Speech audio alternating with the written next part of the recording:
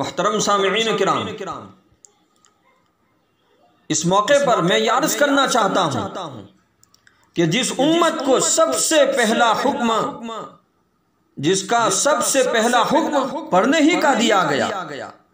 سب سے پہلی وحی جو ہمارے آقا جناب محمد الرسول اللہ صلی اللہ تعالی علیہ وسلم پر نازل ہوئی، ہمیں معلوم ہے قرآن کی سب سے پہلی آیت وحی کے اعتبار سے اللہ نے قرآن میں فرمایا اور ہمارے نبی کو حکم دیا پڑھنے کا، اقرأ بسم ربک الذی خلق، اقرأ، اے نبی آپ پڑھئے، اقرأ بسم ربک الذی خلق، آپ اپنے اس رب کے نام سے پڑھئے جس نے پیدا کیا۔ تو اس آیت شریفہ میں سب سے پہلے اللہ کے نبی کو پڑھنے کا حکم دیا گیا۔ تو عزیز بھائیوں، میں یہ عرض کر رہا تھا کہ جس امت کو سب سے پہلا حکم ہی پڑھنے کا دیا گیا نبی کے ذریعے، آج افسوس کے ساتھ کہنا پڑتا ہے کہ آج اسی امت کے اندر سب سے زیادہ جہالت پائی جاتی ہے اور سب سے زیادہ لا علمی اور قرآن و حدیث سے دوری بڑھتی جا رہی ہے۔ حالانکہ عزیز بھائیو، اسلام اور قرآن نے ہمیں تعلیم اور تعلم، ہمیں سیکھنے اور سکھانے اور ریسرچ سے منع تو نہیں کیا، بلکہ قرآن نے تو اس پر زور دیا ہے، عنوانات بدل بدل کر اس کی ترغیب دی ہے۔ قرآن نے اور اسلام نے ہمیں علم سیکھنے کا ایک شوق بڑھایا ہے، اور قرآن اور اسلام ہمیں اس کا شوق دیتا ہے کہ ہم ایجوکیشن حاصل کریں، ہم علم حاصل کریں، ہم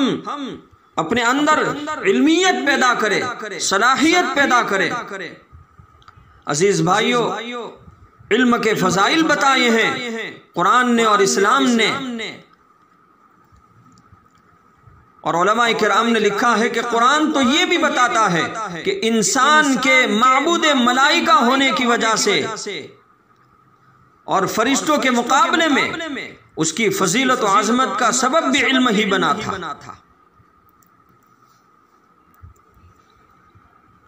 اللہ تعالیٰ نے انسان کو اشرف المخلوقات بنایا ہے، اور اللہ تعالیٰ نے فرشتوں کے اوپر انسانوں کو ایک اونچا مقام عطا فرمایا ہے اور اونچا مرتبہ عطا فرمایا ہے۔ فرشتے نورانی مخلوق ہے، وہاں ظلمت کا گزر نہیں ہو سکتا، وہ سراپا خیر ہے، ان سے شر اور برائی کے صدور کا امکان نہیں، ان سے کوئی برائی ہو ہی نہیں سکتی، وہ تو سراپا خیر ہی خیر ہے۔ اللہ تعالیٰ نے ان کی طبیعت کے اندر، ان کی فطرت کے اندر نیکی ہی کو رکھا ہے، خیر ہی کو رکھا ہے۔ ان کا سارا وقت عبادت اور اطاعت اور عصمت و طہارت، رکوع اور سجدے، اللہ کے سامنے کھڑا ہونا، اللہ کی بڑائی بیان کرنا، اللہ کی پاکی بیان کرنا اور ذکر و فکر میں گزرتا ہے۔ اسی لیے جب ان کے سامنے انسان کی خلافت کا اعلان کیا گیا تو انہوں نے باری تعالیٰ کے حضور میں یہ عرض کیا تھا، جب اللہ تعالیٰ نے فرمایا فرشتوں سے کہ میں اپنے بندوں کو اور انسانوں کو پیدا کرنے والا ہوں اور ان کو خلافت دینے والا ہوں، تو فرشتوں نے اللہ تعالیٰ سے عرض کیا تھا، ان کی بات کو بھی قرآن نے ذکر کیا ہے اور بیان فرمایا ہے۔ جب اللہ تعالیٰ نے فرشتوں سے فرمایا کہ میں اپنے بندوں کو اور انسانوں کو پیدا کرنے والا ہوں زمین کے اندر اور پوری زمین کا خلیفہ بنانے والا ہوں، تو فرشتوں نے فرمایا قالوا اتجعل فيها من يفسد فيها ويسفك الدماء ونحن نسبح بحمدك ونقدس لك قالوا اتجعل فيها من يفسد فيها، فرشتوں نے کہا کیا رب کریم، اے اللہ، کیا تو زمین میں اسے نائب بنائے گا جو وہاں فساد کرے، من یفسد فیہا ویسفک الدماء، اور خون بہائے، وَنَحْنُ نُسَبِّحُ بِحَمْدِكَ وَنُقَدِّسُ لَكَ، اور ہم تسبیح بیان کرتے ہیں اور ہم تیری پاکی بیان کرتے ہیں، تیری تعریف کے ساتھ، اور تیری پاکیزگی بیان کرتے ہیں۔ مگر فرشتوں کو بتا دیا گیا کہ اس میں شک نہیں کہ تم عبادت اور اطاعت میں بے مثال ہو، عفت و طہارت میں تمہاری کوئی نظیر اور مثال نہیں، لیکن انسان کو صرف عبادت کے لیے نہیں بلکہ خلافت کے لیے بھی پیدا کیا جا رہا ہے، اور خلافت کے لیے علم کی ضرورت ہے، اور تم سارے کمالات کے باوجود علمی کمال سے محروم ہو۔ ان کے عجز اور نارسائی کے عملی اظہار کے لیے ان سے علم اسما کے بارے میں سوال کیا گیا۔ اللہ تعالیٰ نے فرشتوں سے ناموں کے بارے میں پوچھا تھا، تو فرشتوں نے جواب میں نفی کا اقرار کیا اور فرشتے جواب نہیں دے سکے،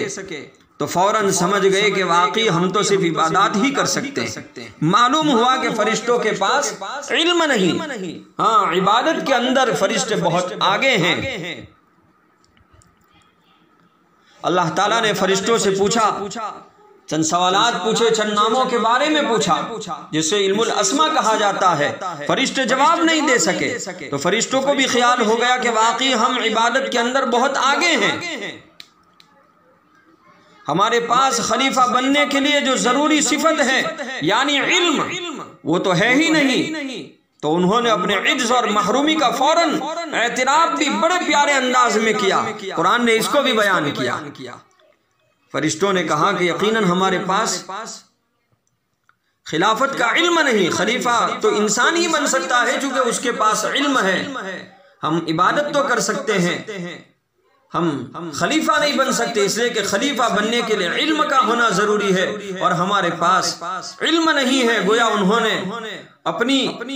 عاجزی اور اپنی کمی کا اعلان کر دیا۔ قرآن نے فرمایا قالوا سبحانک لا علم لنا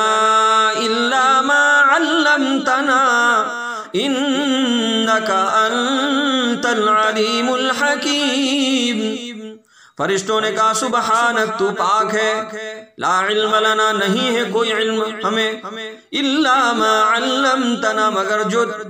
مگر جو تو نے ہمیں سکھایا، انک انت العلیم الحکیم، بے شک تو جاننے والا حکمت والا ہے۔ فرشتوں کے اس اعتراف کے بعد اللہ تعالیٰ نے حضرت آدم علیہ السلام کو فرمایا، اور حضرت آدم علیہ السلام سے اللہ تعالیٰ مخاطب ہوئے، وَقُلْنَا يَا آدَمُ أَنبِئْهُمْ بِأَسْمَائِهِمْ۔ اللہ تعالیٰ نے انسانوں سے فرمایا، انسانوں سے مخاطب ہوئے رب کریم، یا آدم انہیں ان چیزوں کے نام بتا دو، انہیں ان چیزوں کے نام بتا دو۔ اس آیت کریمہ سے یہ بھی ثابت ہوتا ہے کہ انسان کو سب سے پہلے جو علم دیا گیا وہ علم اسما تھا، وہ علم الاسما تھا، یعنی دنیا میں موجود اشیاء، موجودہ چیزوں کی خصوصیات اور صفات، اور کائنات کے اندر جو چیزیں اللہ نے پیدا فرمائی، جو ظاہر فرمائی اس کا علم۔ اور یہ بھی جان لے کہ سائنس بھی ظاہر کائنات، سائنس بھی مظاہر کائنات، یعنی کائنات میں جن چیزوں کو اللہ نے ظاہر فرمایا تھا، پیدا فرمایا تھا، اسی کی ایک قسط سائنس بھی ہے،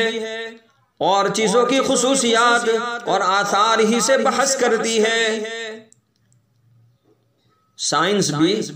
مظاہر کائنات یعنی دنیا کے اندر جتنی چیزیں ظاہر کی ہے اللہ نے، اور چیزوں کی خصوصیات اور آثار ہی سے بحث کرتی ہے۔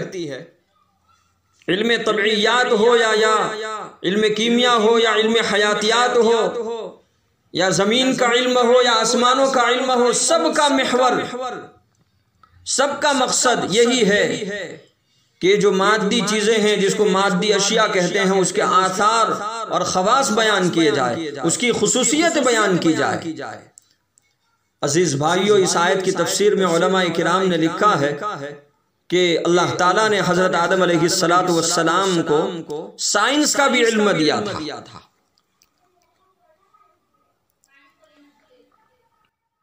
محترم سامعین کرام،